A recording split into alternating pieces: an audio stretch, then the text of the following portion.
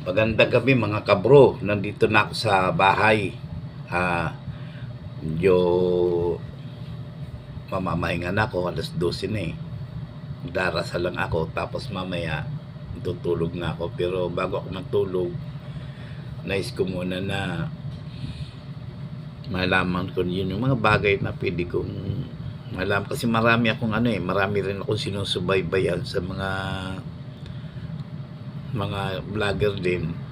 Nag-aano ako sa mga halimbawa, nagbabakas ako sa bahay ng isang vlogger. Pag every time may dadaan, binabakasan ko yun kasi gusto ko na kung anong ginawa ko, ganun din sa akin. Pero siyempre, hindi ko naman inaasahan na yung pagbakas ko may kapalit na bakasan din ako.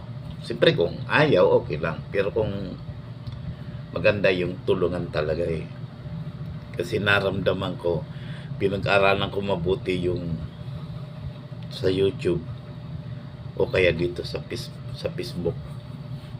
Maganda talaga yung makaano ng mga tao na makakatulong, yung mga original na gumagawa ng mga video.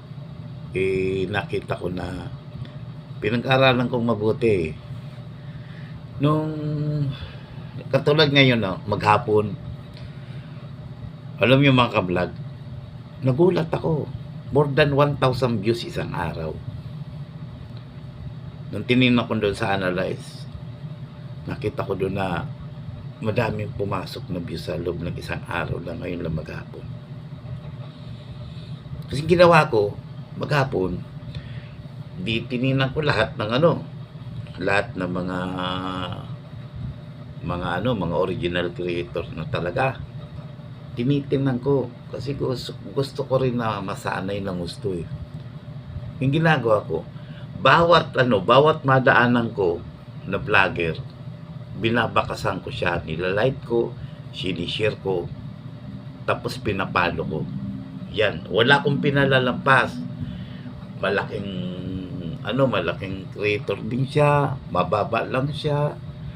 Basta dinaanan ko, mang klaseng vlogger siya. Nakita ko na, sinubukan ko lang, inobserbahan ko maghapon.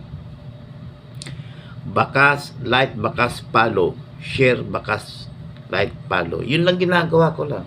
Halos maghapon. Siguro mga 30, mga mahigit 25-30 ang nakita ko. Mga bahay na binakasan ko. Pagdating ng gabi, tinignan ko. Ang sarap ng pakiramdam ko. More than 1,000 views ako sa maghapon. Ang ganda. Maganda mag-eksperimento. Nakakapagaganda mag-eksperimento.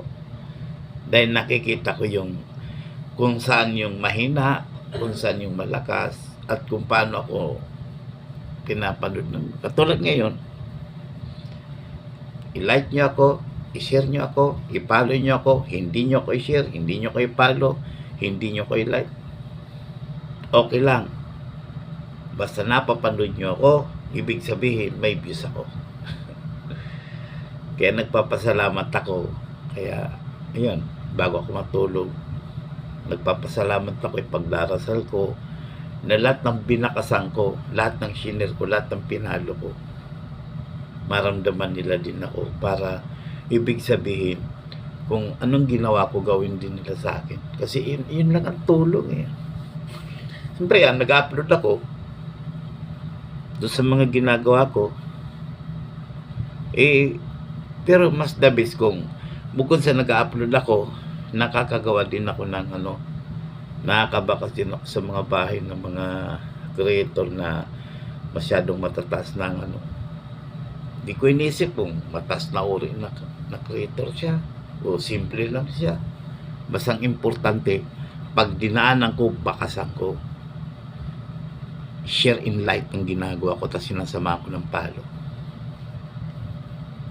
Kaya kanina't natutuwa ko dahil nakita ko na yung views ko more or less 1,000 isang araw lang yun. So nakakapagtrabaho na ako sa talagang trabaho ko. Tapos ito, ginagawa kong part-time lang to. Dahil hindi ko naman pwedeng i-focus sa lahat ng sarili ko dahil dami kong anak na binubuhay. Kaya papasalamat ako sa suporta nyo sa akin. Kahit i-like nyo ako, kahit panoorin nyo lang ako, kahit ipalo nyo ako. Nagpapasalamat ako kasi sa loob ng 10 may araw ako na nagsimula sa ganitong adventure ko na to.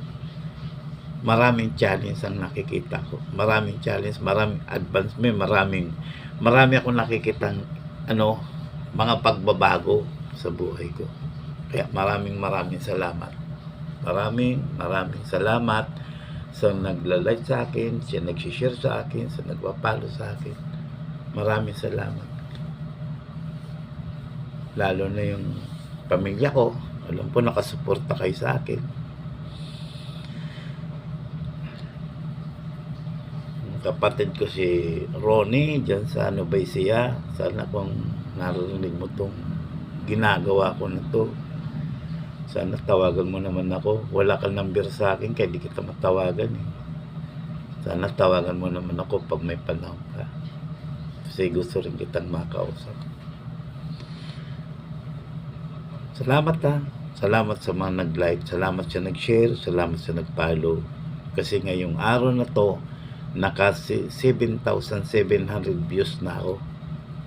Kunti pa lang ang followers ko, kunti pa lang subscribers ko. Pero hindi, natutuwa lang ako kasi nakikita kong napakaganda ng ko ngayon maghapon. Swerte pala magpagupit.